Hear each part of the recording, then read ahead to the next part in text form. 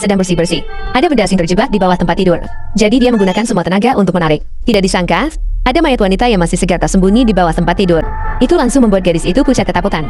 Setelah sadar, dia segera mengeluarkan ponsel dan melaporkan ke polisi. Namun pada saat telepon tersambung, terdengar ketukan pintu yang mendesak di depan. Takut dituduh sebagai pembunuh, gadis itu cepat-cepat mendorong ponsel dan mayat kembali ke bawah tempat tidur. Detik berikutnya, seorang pria bertato masuk ke dalam kamar dan mengunci pintunya. Gadis itu melihat pria itu yang penuh dengan tato di lehernya. Dia langsung tahu bahwa pria itu pasti bukan orang biasa. Ketakutan membuat hatinya bergetar. Dia hanya bisa berusaha tenang dan berpura-pura tidak melihat apa-apa. Pekerjaan bersih-bersih hampir selesai. Saat gadis itu bersiap untuk melarikan diri, tiba-tiba, tangan pria bertato itu menangkap lengan seksinya. "Bu, spray kamu belum diganti." "Oh, saya pergi. Saya pergi mengambil spray." Saat ini, gadis itu sudah takut sampai jantungnya berdebar-debar. Tapi untuk tidak mengekspos dirinya, dia hanya bisa berpura-pura tenang dan terus maju untuk mengganti spray. Sementara itu, pengawas selalu berada di pintu, membuat gadis itu sama sekali tidak memiliki kesempatan untuk melarikan diri. Pengawas untuk memuji dia, dengan sengaja meminta Cui Hua untuk mengambil handuk di bawah tempat tidur. "Bu, tidak apa-apa. Tolong ambilkan handuk untuk saya." Gadis itu juga tahu pengawas sedang menguji dirinya. Dia hanya bisa meraba-raba dengan tangan dan tidak berani melihat dengan mata. Untungnya, tidak ada kejadian tidak terduga di tengah jalan. Dengan cepat, dia merapikan kamar hingga sangat bersih. Saat Cui Hua bersiap untuk pergi, tidak disangka, pengawas tiba-tiba memberikan 2 sen sebagai tip. Meskipun Cui Hua sangat ingin mendapatkan tip, dia hanya bisa menolak.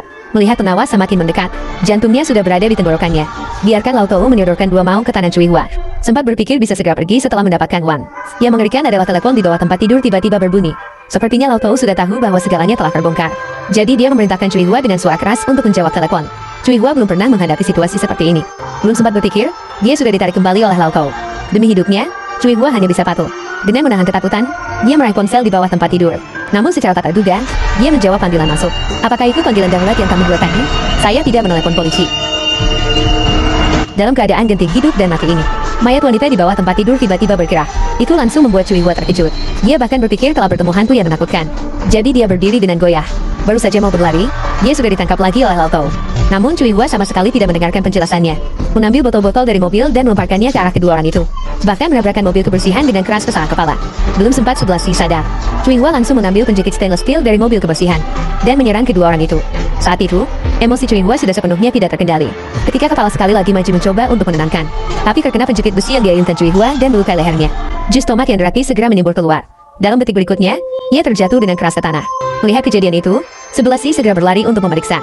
Mencoba menekan leher kepala dengan tangannya untuk menghentikan aliran darah. Melihat pemandangan ini, hati Cui Hua sangat putus asa. Dia tidak menyangka pada hari pertama bekerja, sudah menghadapi begitu banyak masalah. Mendengar Sublasih terus-menerus mengatakan itu hanya sebuah lelucon, hati Cui Hua semakin merasakan putus asa. Dia tidak ingin masuk penjara karena membunuh, untuk sepenuhnya menghancurkan bukti dan menutupi segalanya. Cui Hua memutuskan untuk tidak mundur. Merasa bahwa dia membunuh Sublasih, maka tidak ada yang akan tahu tentang hal ini. Akhirnya, tidak peduli seberapa keras Sublasih merayu, dia tetap didorong Cui Hua sampai jatuh ke tanah. Mengambil penjepit stainless steel dan menusukkan dengan keras.